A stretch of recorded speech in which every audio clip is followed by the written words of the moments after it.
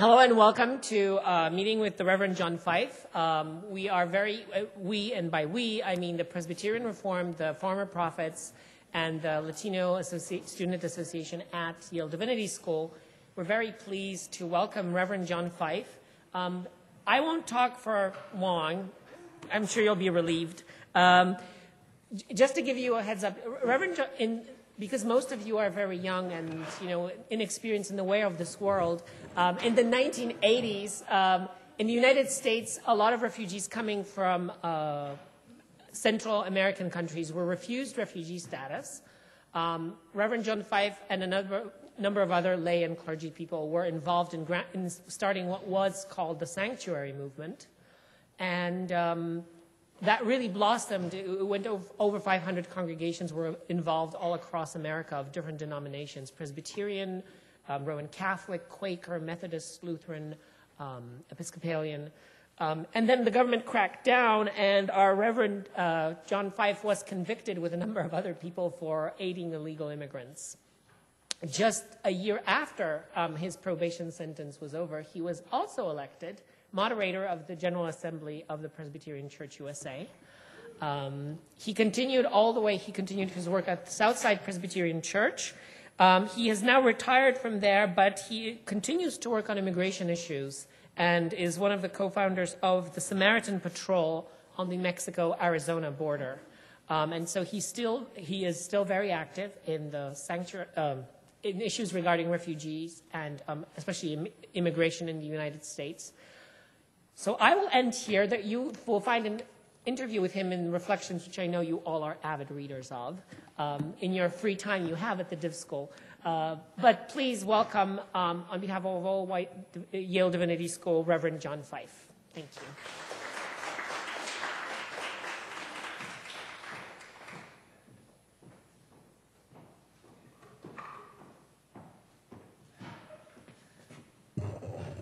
Thank you, Kaz.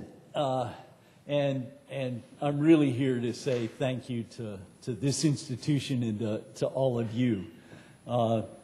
Ray and John did an outstanding job of the issue of the reflections on immigration. It is still one of those issues I hand to people who are asking about this whole range of issues and a theological perspective on them. It's simply the best thing I've seen done recently, even better than the Presbyterian Church USA's publications. And thanks to Kaz for a kind introduction. I went back to my alma mater, which is Pittsburgh Theological Seminary. During the 1980s, the president invited me to come back and spend some time talking with students and faculty about the sanctuary movement.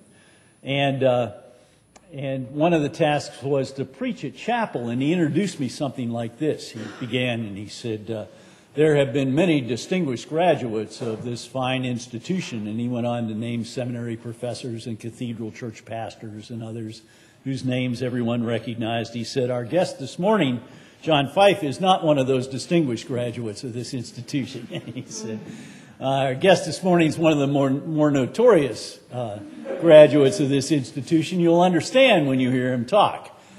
So I caution you about that reputation that I bring. It's also with gratitude that I'm here because this institution produced more and effective leadership for the Presbyterian Church USA during my tenure as a pastor and as member of various councils and responsibilities in the larger denomination than any other seminary I know. It was quite an extraordinary track record that this institution had for producing pastoral and staff leadership for the denomination during a 30, 40-year period. And I trust that that's going to continue, looking at all of you. So thanks for the invite to be here. And we're going to spend a little time talking about the ethical issues on the border and in the borderlands where I spent most of my ministry. I'm retired now. Haven't been to a committee meeting for 3 years, which is what retirement means. But I do still spend a great deal of time as a volunteer with various organizations that are trying to save the lives of migrants in the Sonoran Desert between Tucson and the border, which has turned into a kind of death zone as a result of border enforcement strategy that the United States adopted some time ago. But most of my education about the border began back in the 80s, as Kaz indicated, when the congregation I served was confronted with a serious ethical question that was before us. And that had to do with the policy of the United States back in the 1980s was to consider, as a matter of policy, migrants from El Salvador and Guatemala and the wider countries of Central America, not as refugees, but as just economic migrants, illegal aliens in the legal terminology.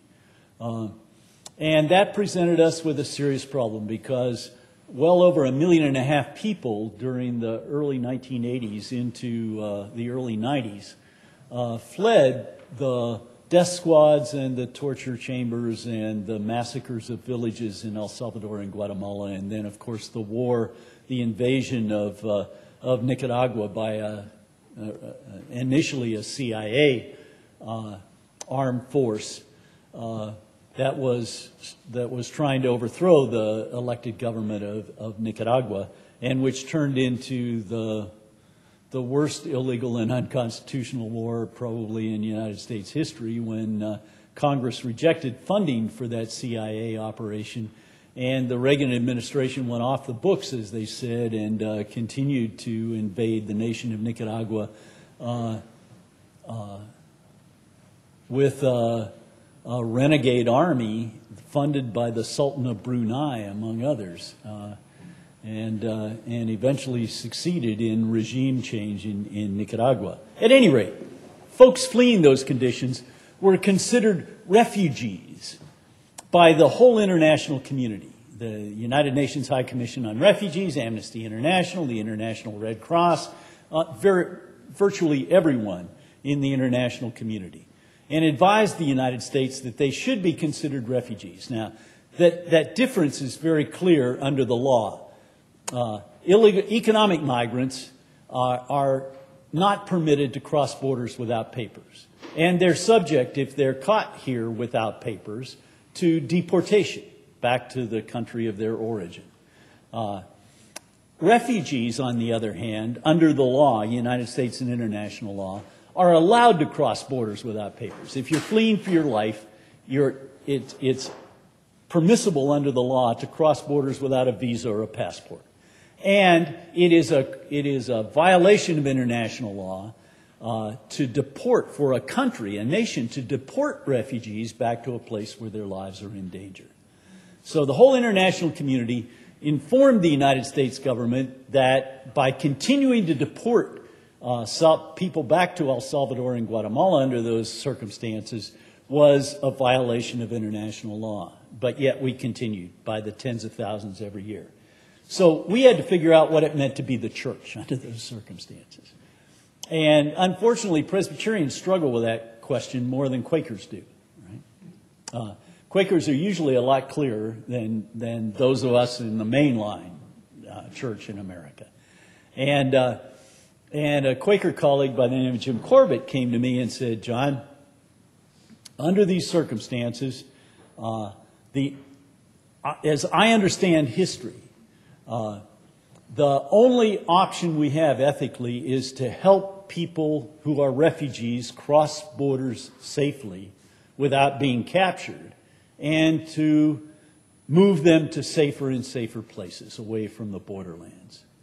And he pointed to two examples in history.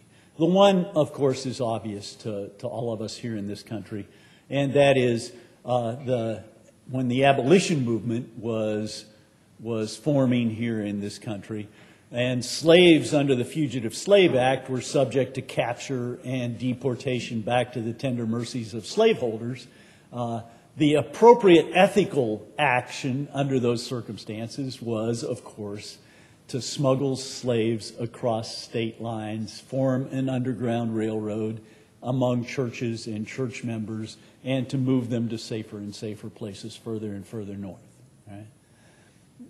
And he pointed to the complete failure of the church in Europe in the 1930s and 1940s to protect Jewish refugees who were fleeing the Holocaust. And the failure of the church in most instances, I mean, there are a few exceptions like the church in Chambon and others, but for the most part, the failure of the church in Europe to protect Jewish refugees is one of those tragic chapters of church history. And he said, we cannot, on our border at this time, allow that to happen if we're responsible. And he said, I'm going to start smuggling people across the border. And I did one of those, God bless you, Jim, and wrestled with my conscience for a couple of months and finally went to him and said, damn it, you're right. Better sign me up. So we began what we thought was a very top secret smuggling operation on the border, and it took Border Patrol Intelligence Unit about 6 months to figure out what we were doing. Because I don't know about Yale Divinity School, but at Pittsburgh Seminary, they never taught me a course in smuggling. Just no experience, no background, no theological framework. And all I knew was what I'd seen in the movies and on television, right? So we were really good. And they sent us a message that said, stop it or we'll indict you. And at that point, we had to decide the next step. And I had gotten a letter from a Lutheran pastor in East LA about a month before. And he'd related how an INS agent had chased this 14-year-old kid from El Salvador down the street. Kid had run into his Lutheran church and hid in a closet, right? And the INS agent had called for backup. They came in, they searched the church, they found this kid and dragged him out in handcuffs, right? Kicking and screaming. And the last paragraph of the letter had been, why can't the church be a sanctuary like it was in Europe in the Middle Ages against this kind of invasion by civil authorities? I remembered that, and under the circumstances of the threat of our indictment, I said, well, maybe we could declare the church a sanctuary. And everybody decided that it would be my congregation that ought to try it first. I was the negative vote in that committee meeting. So we went through a process with the congregation. And the end result was that we took a vote by secret ballot. And because the congregation, this bunch of mainline Presbyterians, had such intimate contact with refugees from El Salvador and Guatemala, and had heard their stories and knew their families, there were only 2 negative votes out of the whole congregation when we finally came to decision time. And so it was kind of self-defense. Well, if we declare sanctuary publicly, maybe then when we're indicted, we'll have some base of support in the church or the community when the indictments come down. And that was pretty much our understanding of what was going on. But this idea became an ethical standard for faith communities under the circumstances during the 1980s. And the circumstances were that the Reagan administration, our government, was in political, military, and economic support of the guys who were running the death squads and doing the massacres in El Salvador and Guatemala. And that became an ethical dilemma for all faith communities in the United States. And the deportation of refugees back to those circumstances became a compounded factor to the overall policy of the United States government. And so to declare one's faith community a public sanctuary and to receive refugees from those countries into the sanctuary of the church became a public act of ethical resistance to our government's policy. And it seemed to not only catch fire, but build beyond anything we had ever imagined. What we did in self-defense became a movement called the Sanctuary Movement. And Protestant, Catholic, and Jewish congregations across the country began to declare themselves sanctuaries for Central American refugees because they understood that it was not an adequate ethical response to this kind of policy by our government to simply protest. To carry a picket sign in front of the federal building was not an adequate ethical response to the tens of thousands of people who were being murdered and tortured and to the illegal and unconstitutional war that was going on. You had to do active, public, nonviolent resistance to be adequate ethically under those circumstances.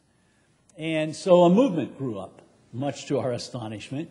And in order to get refugees from the border to churches across the country that were declaring sanctuary, we had to go back and read history again and recreate the old Underground Railroad. How do you move folks from one city to another, to another, to another, and do so safely? Well, we learned from the history of the abolition movement and recreated what became known as the new Underground Railroad. And so by 1984, this is 2 years after we declared sanctuary for the first time, there were 230-some congregations, Protestant, Catholic, and Jewish congregations that were public sanctuaries. 17 cities, by vote of the city council, had voted their city to be a city of sanctuary and instructed their public employees not to cooperate with federal immigration officials.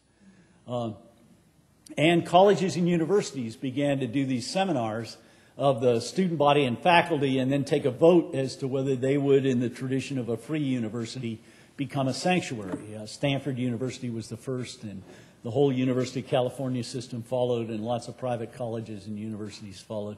So we had a movement on our hands. And so the government decided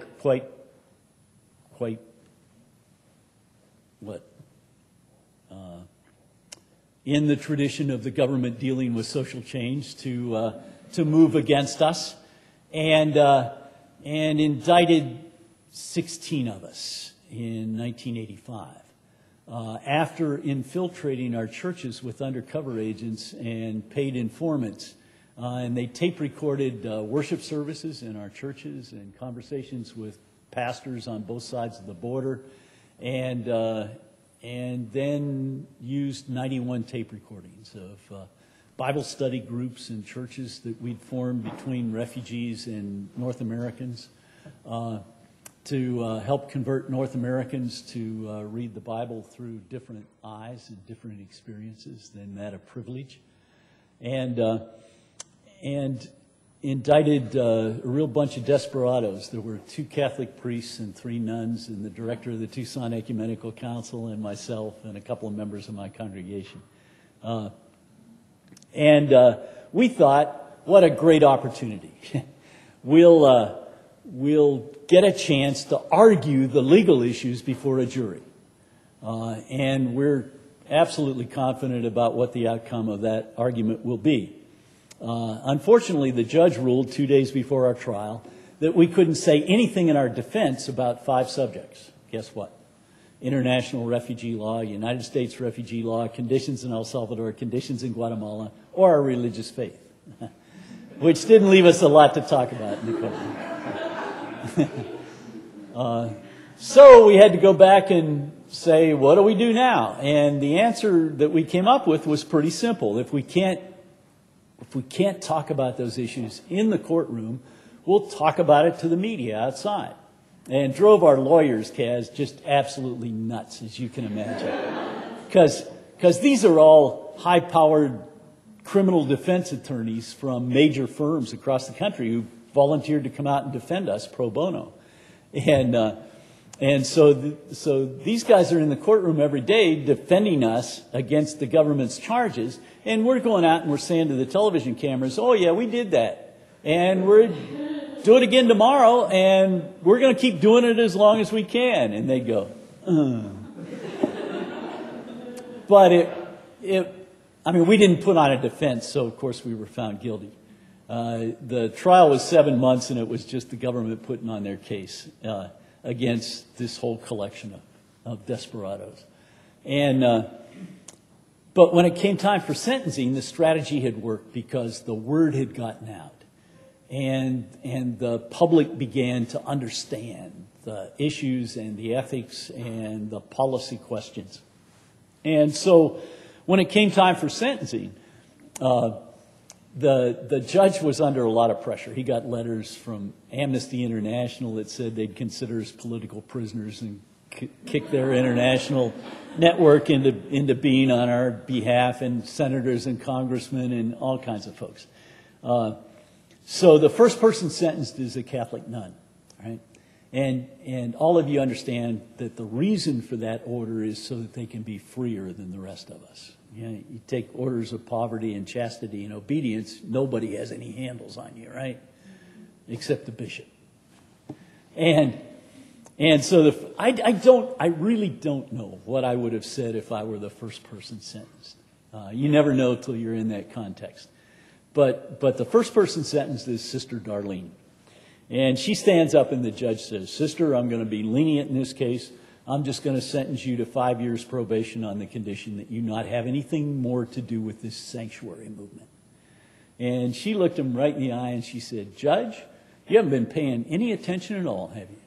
She said, we've been here 7 months and you haven't listened at all. Listen, if you let me walk out of this courtroom, I'm going to go right back and do sanctuary. So make up your mind. What do you want to do? And he got red in the face and he left the bench.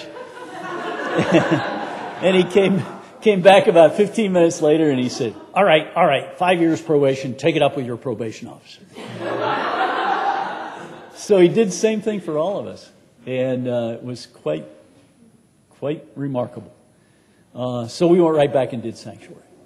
But we spent enough time with lawyers to understand that we still had a venue where we could argue these issues. And so we filed civil suit against the Attorney General of the United States for his violations of United States law.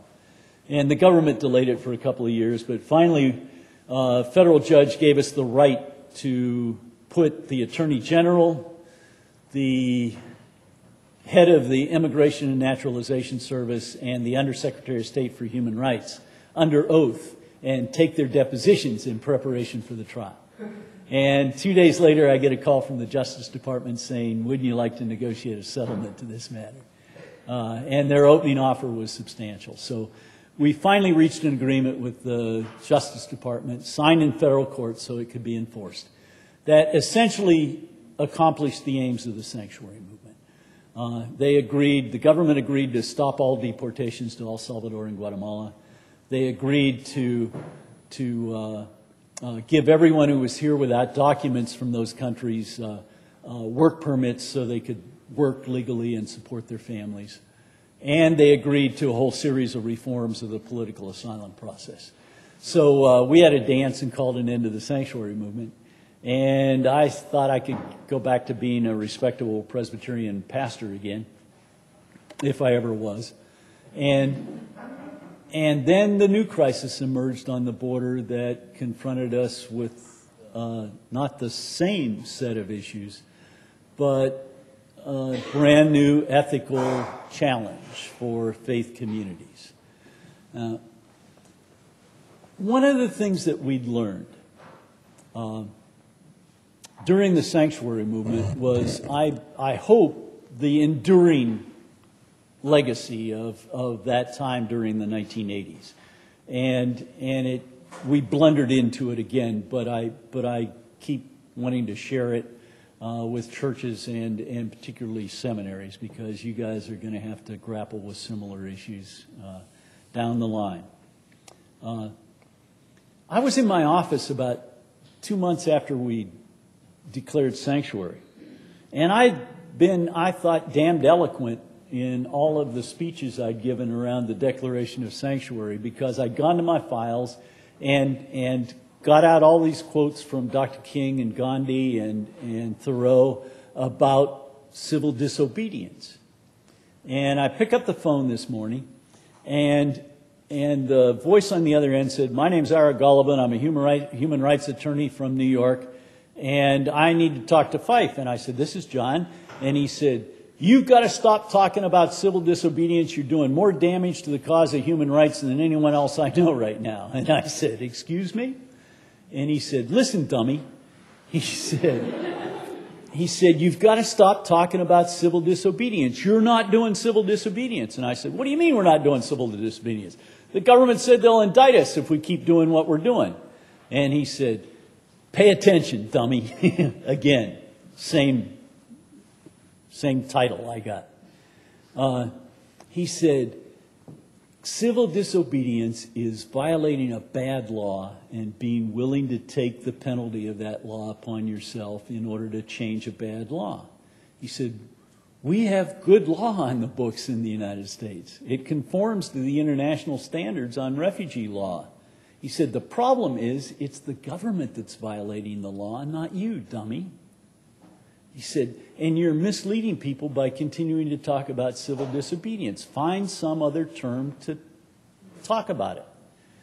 And I said, "Well, what do we call it?" And he said, "I don't know. Figure it out." And so I went to my friend Jim Corbett again, and he came up with the term civil initiative. And civil initiative, we said, was the right and the responsibility, the legal right and the moral responsibility of civilians and civil institutions to protect the victims of human rights violations when government's the violator. Okay?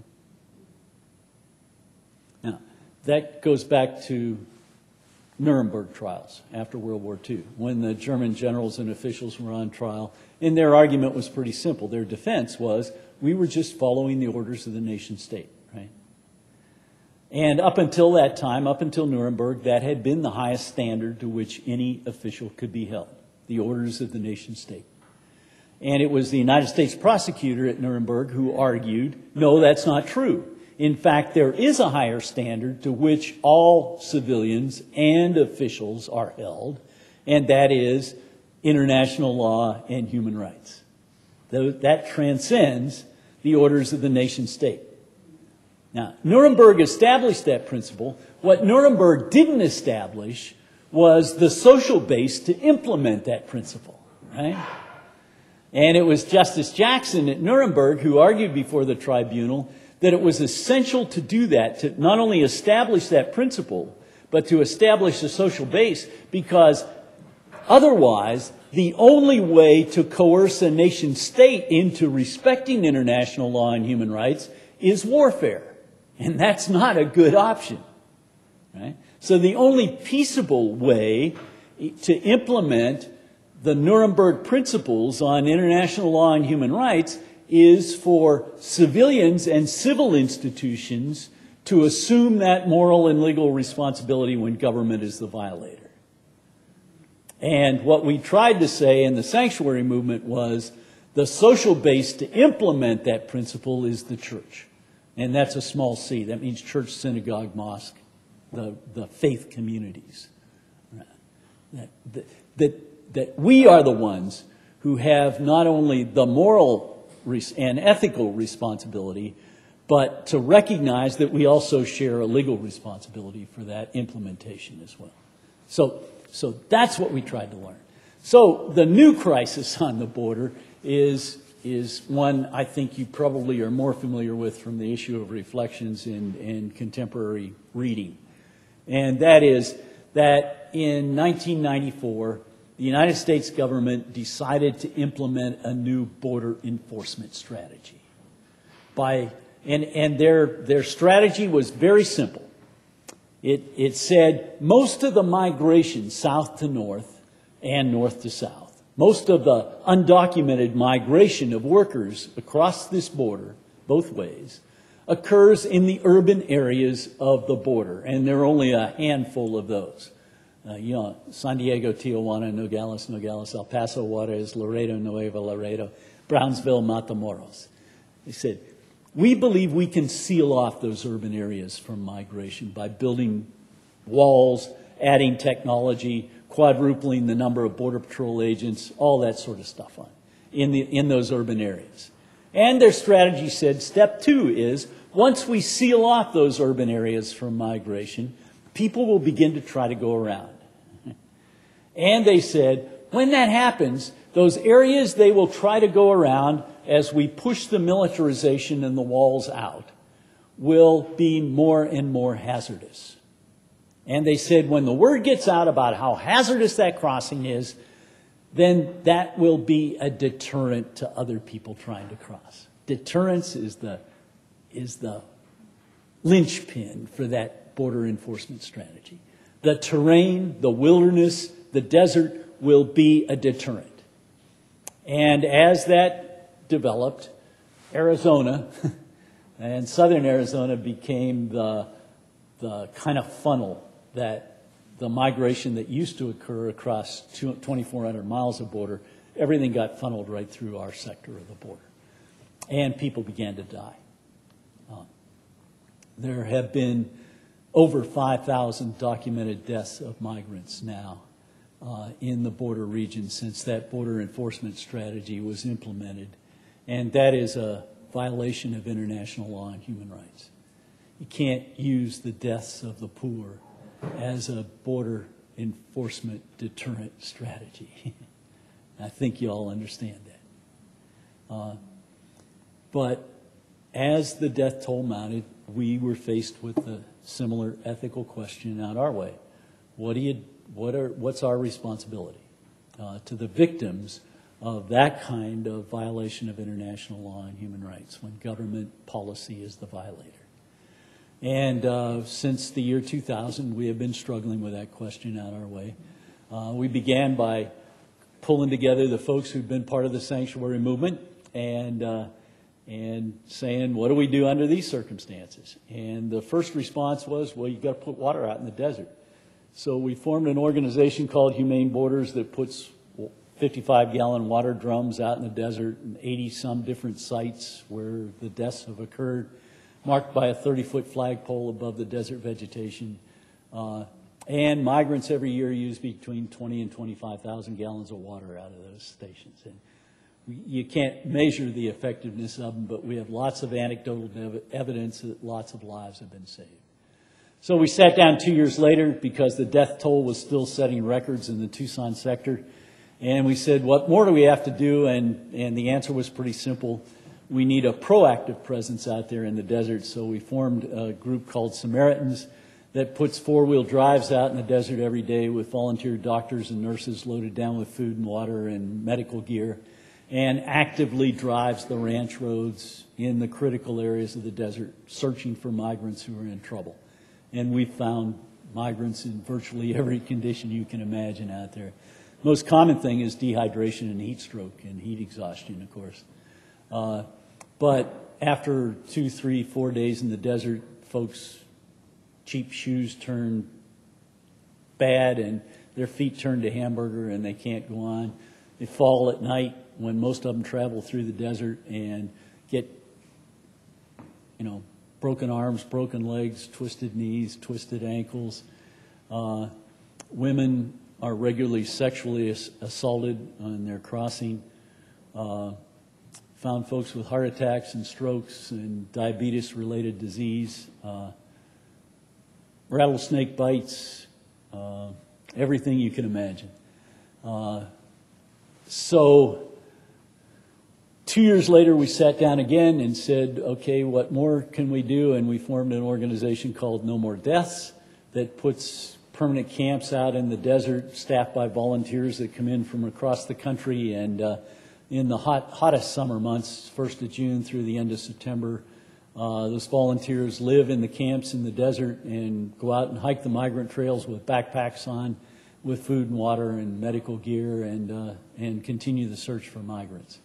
I spent last week out in the desert with 62 college students who were there on alternative spring break. Those idiots decided to come to the desert and search for migrants instead of going to Cancun. I don't understand. None of them were from Yale. You guys are smarter than that. But that work goes on, and the government has begun to push back, of course.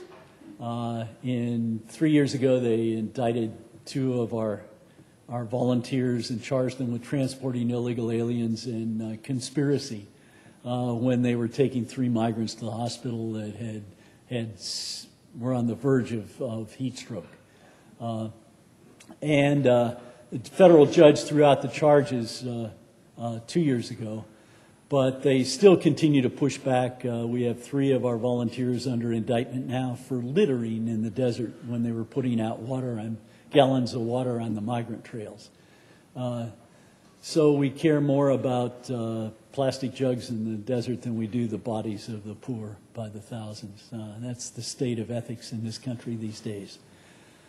So I have talked too long, but that's the struggle of the church to try to maintain the faith and to present some evidence of willingness to engage in some resistance to these government violations of human rights and international law these days. But what's going on is, of course, what's going on everywhere in this country with the ICE raids and the workplace raids and the devastation of families of migrant workers. We see lots and lots of those mothers and fathers who've been picked up at work or on the way home from work and deported back into Mexico when their kids are still here, or their wives or their husbands are still here, and in order to rejoin their family, they have to risk their lives in the desert for days. That's a terrible dilemma for folks, and the devastating effects on families are in virtually every community across this country now. So let's spend some time talking together. Yeah. I've seen before the crosses that are spray painted on the corrugated iron walls. Right. Is that part of the Yeah, it's a witness the whole length of the border, 2,400 miles, by faith communities, quite frankly. So you'll find those crosses on the walls with the names of the migrants who have died trying to cross, virtually from California to South Texas. So yeah, we do that in our sector of the border as well, but it's been a witness of the church. And the church has found those opportunities for witness at the border in lots and lots of ways. There's a Methodist minister in San Diego who goes down to the border every Sunday and celebrates communion and passes the elements through the fence. And people gather, a congregation gathers from both sides of the border. There are all kinds of those witnesses of the church along the border, and we hope it makes a difference.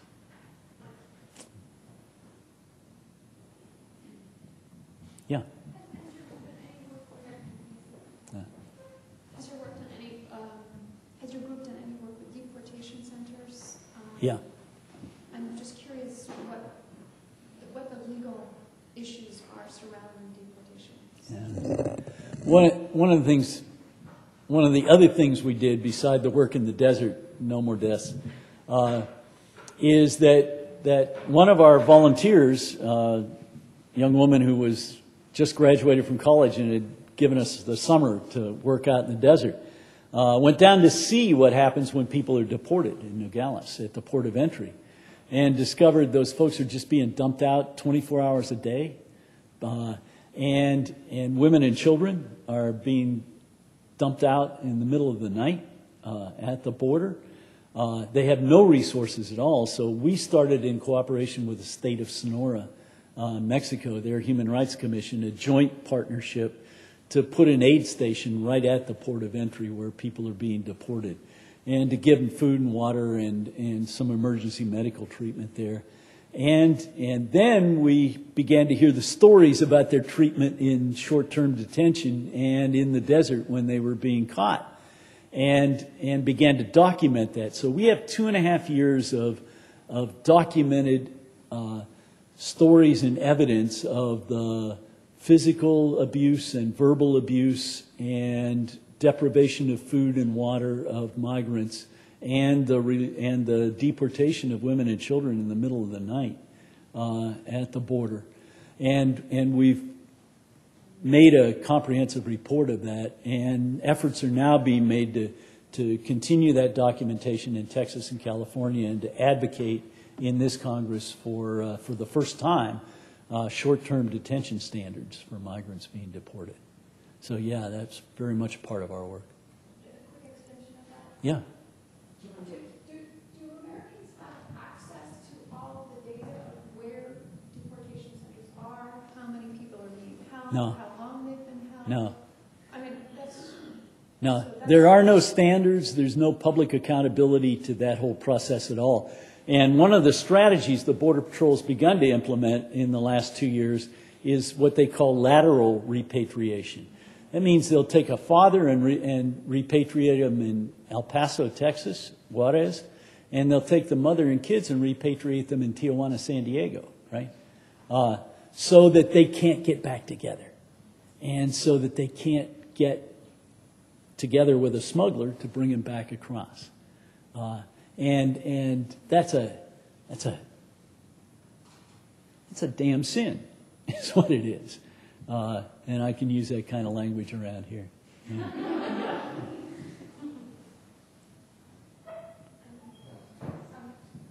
Do you have any idea what the cost that, I know people, to use a coyote costs, is there a statistic of like $5,000 or $2,000, or how much are people paying to get across the border? Yeah, one of the unintended results of the militarization of the border has been to create organized crime on the border that didn't exist before, and that's primarily in the human smuggling arena. When I was a kind of nonprofit coyote down on the border in the 1980s, I nevertheless knew what my colleagues who were for-profit smugglers were doing.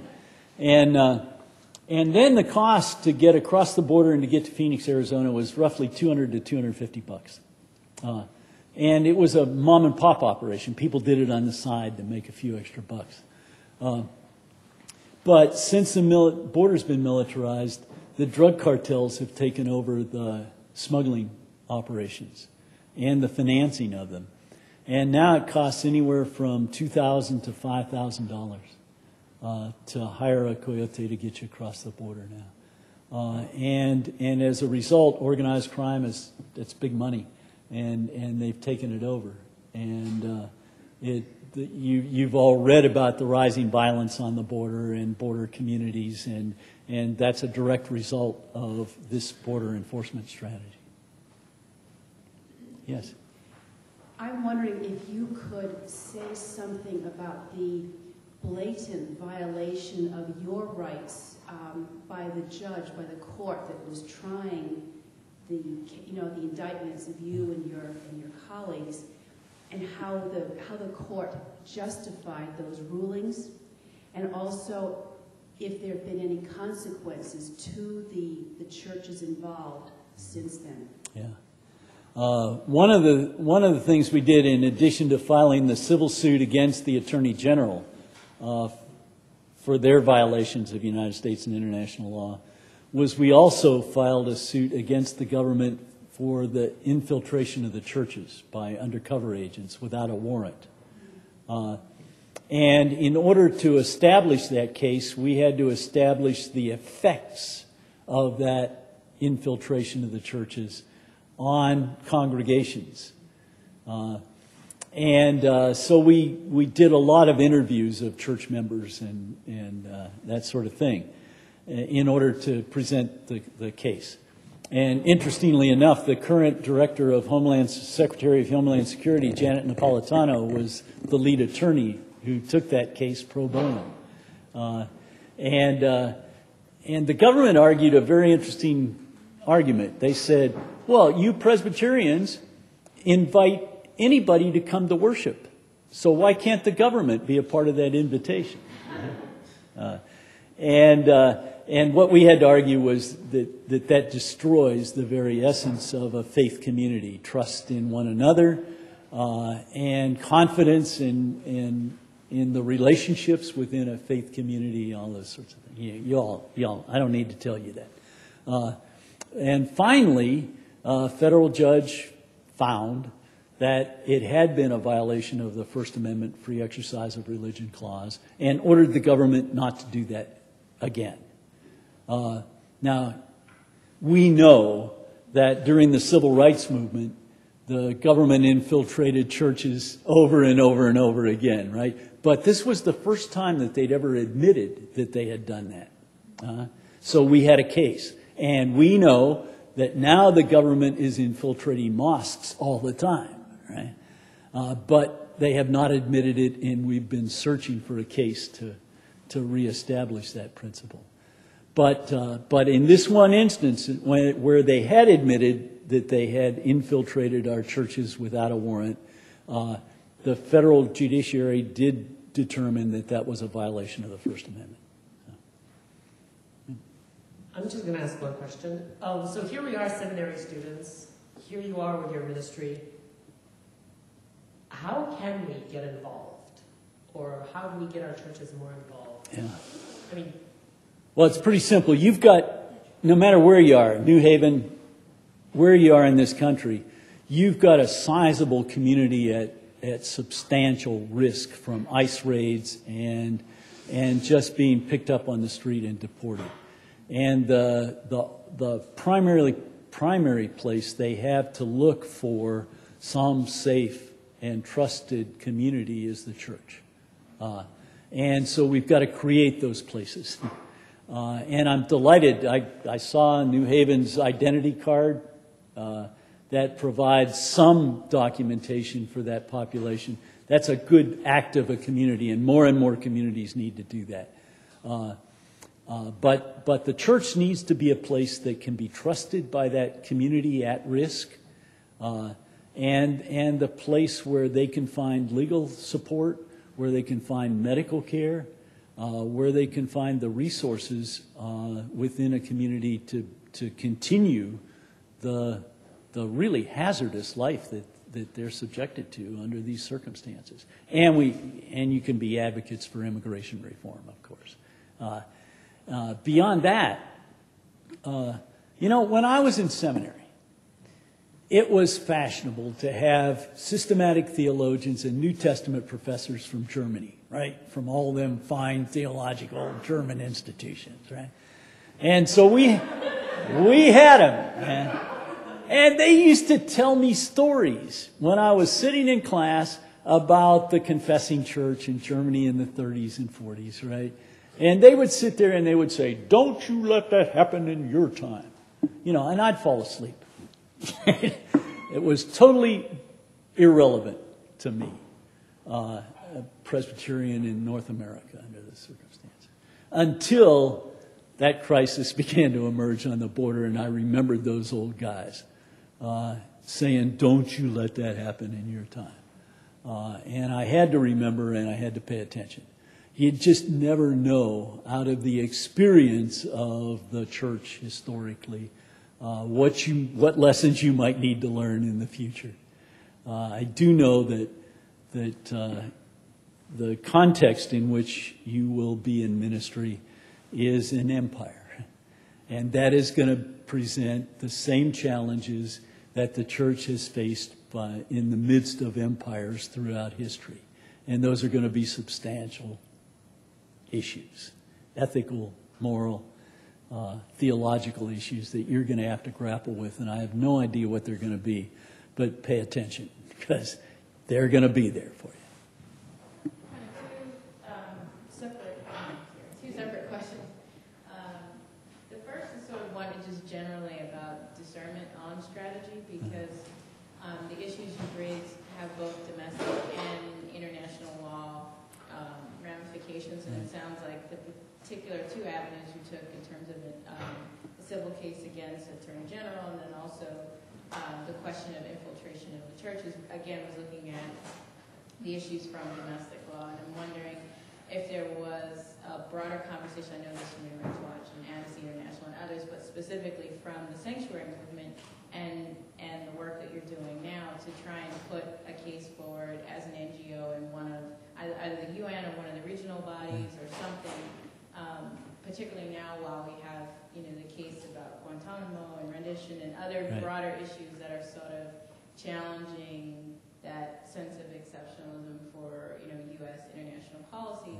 That there's just a window opening. That's the first. The second is with regard to the faith-based initiative in the previous administration and the creation of these offices within the different agencies, so specifically Homeland Security and others that have jurisdiction over these issues. Like, is there a thought of, particularly now with the new administration, of using those as well, Napolitano and others, to push the agenda? Because it seems like it's sort of,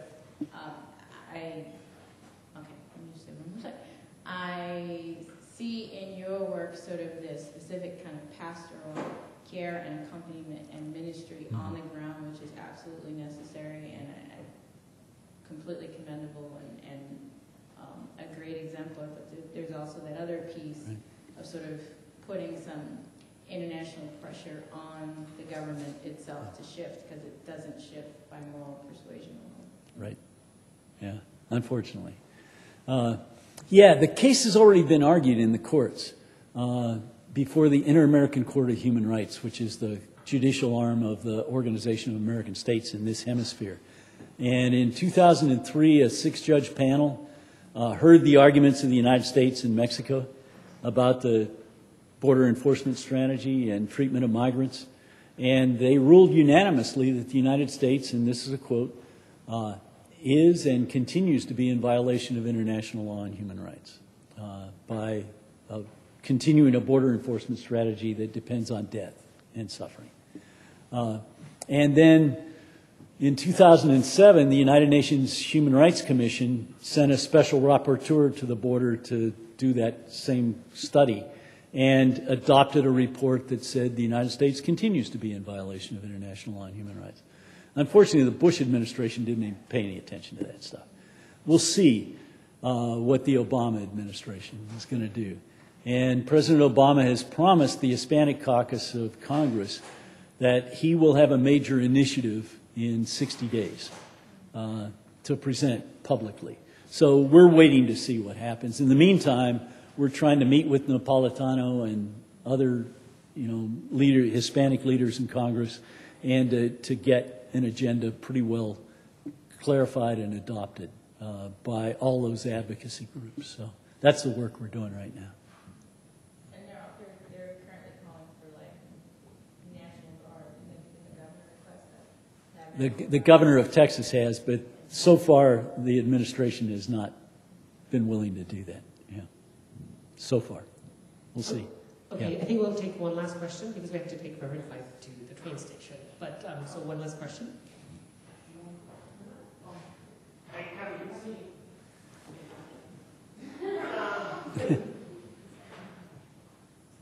Coming from a city where the border is not a fence, where the border is a body of water, and people swimming across from Cuba to Miami. Right. Cubans are given preferential treatment in Miami. Haitians are sent back. Right. What are your thoughts on how the church can be influential in, if we're going to have standards, that they be humanitarian and just, but across the board, as opposed to giving preferential treatment to one group as opposed to another? Yeah. Yeah, wet feet, dry feet, right? If you make dry land, you're a refugee. If you don't make dry land, you get shipped back. I've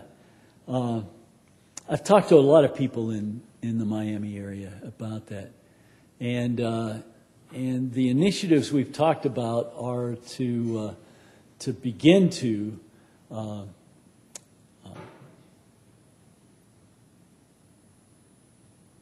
literally help refugees from Haiti and from Cuba to make it to dry land.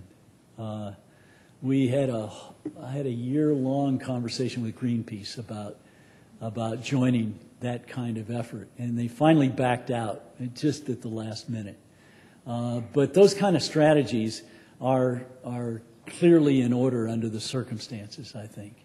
But we spent about a year and a half trying to get Greenpeace on board with immigrant and human rights organizations to begin that kind of strategy, and just at the last minute they bailed on us. Yeah. But we were close.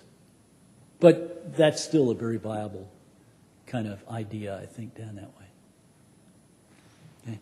Thank you all very much. If you don't believe anything I said and want more information, ask Debbie, because she knows as much or more than I do about what's going on the border now, thanks to her efforts out our way. And any of you who want to come and join us, I've got a desert camp and a pack for you. Thanks very much.